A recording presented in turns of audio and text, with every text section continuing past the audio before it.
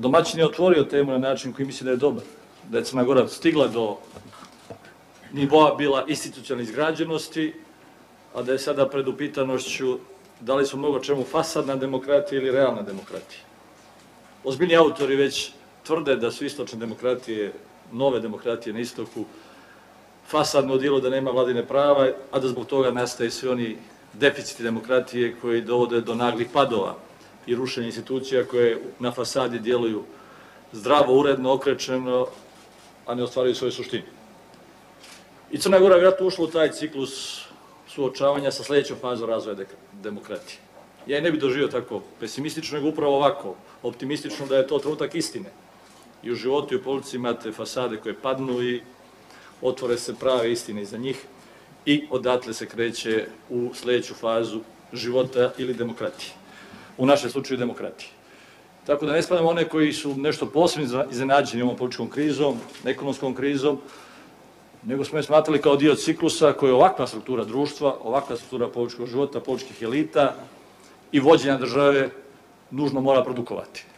Tako se nalazimo pred rezultantom, a ne pred iznenađenjem, ako mene pitate. I zato je došlo i do urušavanja u elementarnoj stvari, a to su slobodni fer izbori. Očigledno je to krenulo na predsjedničkim izborima, a onda je to slijedilo se i ti mehanizmi su, naravno, što je volja naroda bila drugačija od volje moći koja možda izvrši izborne krađe, dotle su i mehanizmi bili sve drastičnije i loše.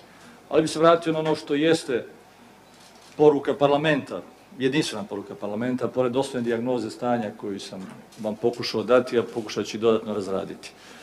Parlament je pokazao vitalnost i mislim da je crnogorski parlament po ocjenama Evropske komisije u svakom izvještaju najvitalnija politička struktura u Crnoj Gori koja je davala stalno ubrzanje, stalni impetus političkom životu Crne Gore. Uz onu osnovnu ocjenu da je najtransparentnija institucija u Crnoj Gori, u regionu najtransparentniji parlament, u mnogo čemu je ostvario svoju ustavnu ulogu da ustavi vlast, izvršnu vlast kao najmoćniji dio vlasti svuđe, ne samo u Crnoj Gori. U Crnoj Gori dodatno moćno jer nema diskontinuiteta u vršenju izvršne vlasti i dominantne partije. Tako da to su sve procesi koji daju ovakve rezultante i koji čak ne zavise od personaliteta, zavise od sistemske pozicije koja se dešava u političkom sistemu, kao u našem sistemu, tog nemanja diskontinuiteta i nemanje smjenjivosti vlasti i nemanje samim tim dodatne odgovornosti svake sledeće vlasti.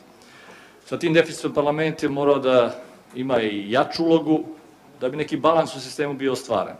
I ostvarivao je tu ulogu. I znate da te ključne korake u evropskim integracijama je moralo da se završe u parlamentu. 2011. izborno zakonodavstvo koje je 2012. omogućilo da dobijemo status pregovarača.